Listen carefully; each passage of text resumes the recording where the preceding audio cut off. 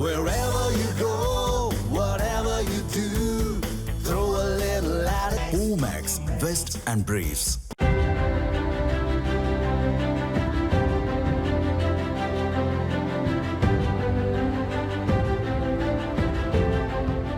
கிராமப்புற பால் உற்பத்தியாளர்களின் வாழ்வாதாரத்தையும் பொதுமக்களுக்கு தரமான பாலை நியாயமான விலையில் வழங்குவதையும் நோக்கமாக கொண்டு செயல்பட்டு வரும் கூட்டுறவு நிறுவனம்தான் ஆவின்.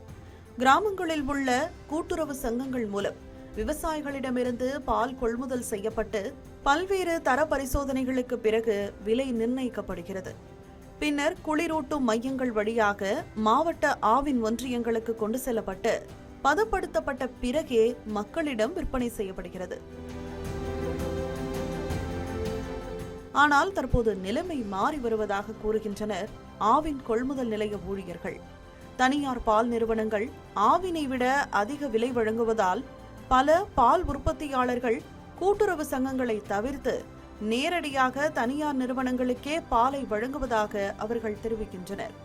மேலும் ஆவின் தரக்கட்டுப்பாட்டில் நிராகரிக்கப்படும் பாலை கூட தனியார் நிறுவனங்கள் அதிக விலை கொடுத்து வாங்கி செல்வதாகவும் இது பால் தரம் குறித்த கேள்விகளை எழுப்புவதாகவும் ஊழியர்கள் குற்றம் சாட்டுகின்றனர்.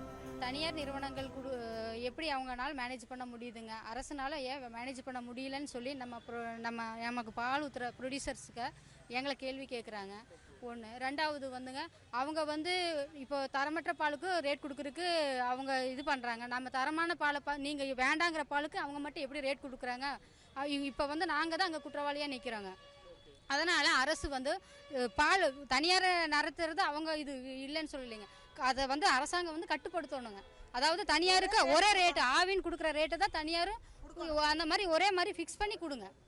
3077க்கு 28 ரூபா 90 பைசா அப்படிங்கிற ஒரு ரேட் இருக்குங்க. ஆனால் இதே தனியார் நிறுவனங்கள் 74, 72, 77க்கெல்லாம் அதுக்கெல்லாம் அதிக விலை கொடுத்து நாங்கள் திருப்பி விடுகிற பாலை, எங்கள் தரம் இல்லாத பாலை அவர்கள் கொள்முதல் செய்து 50 ரூபா, 45 ரூபா, 50 ரூபா, 55 ரூபா தர்றாங்க. இதனால் எங்களுடைய அரசினுடைய சங்கம் ஆவின் சங்கம் நலிவடைந்து கொண்டிருக்கிறது. தனியார் நிறுவனங்கள் அதிக கொள்முதல் விலையை வழங்கி பாலை தங்கள் பக்கம் ஈர்த்து வருவதாகவும் இதனால் ஆவினின் செயல்பாடே பாதிக்கப்படும் அபாயம் இருப்பதாகவும் ஆவினில் மேலாளராக பணியாற்றி ஓய்வு பெற்ற குருசாமி கூறியுள்ளார். இந்த நிலை தொடர்ந்தால் எதிர்காலத்தில் குறைந்த விலையில் தரமான பால் பொதுமக்களுக்கு கிடைப்பது சவாலாக மாறக்கூடும் என்றும் அவர் எச்சரிக்கிறார். நம்ம ஆவின்ல என்ன சத்து உள்ள பாலை 44 ரூபாய் விற்கிறோமோ அதே சத்துள்ள பால் கவர்மெண்ட் என்ன செய்யணும்? ஐயா, நீங்க என்ன வேணாலும் கொள்முதல் வேலை பண்ணுங்க, எவ்வளவு வேணாலும் வாங்க, 100 ரூபாய் கூட பால் வாங்குங்க. ஆனால் கவர்மெண்ட்ல இந்த சத்துள்ள பால் இந்த விலைக்கு தான் நாங்கள் விற்பனை பண்றோம், இதுக்கு மேல யாரும் நீங்க விற்க கூடாதுன்னு சொன்னோம்னா அவங்க கொஞ்சம் விற்க முடியாது, அவங்களால விற்கவே முடியாது. விவசாயிகளுக்கு நியாயமான விலையும் மக்களுக்கு தரமான பாலும் கிடைக்க வேண்டும் என்ற நோக்கத்தில்தான் ஆவின் உருவாக்கப்பட்டது. கூட்டுறவு சங்கங்கள் மூலம் இடைத்தரகர்களின் தலையீட்டை குறைத்து சிறு மற்றும் குறு விவசாயிகளின் பொருளாதாரத்தை வலுப்படுத்துவதும் அதன் முக்கிய இலக்காகும்.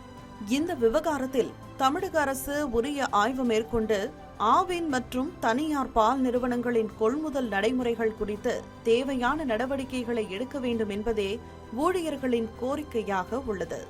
தமிழ் ஜனம் செய்திகளுக்காக கோவையிலிருந்து ஒளிப்பதிவாளர் நீலமேகத்துடன் செய்தியாளர் சுரேஷ்குமார்.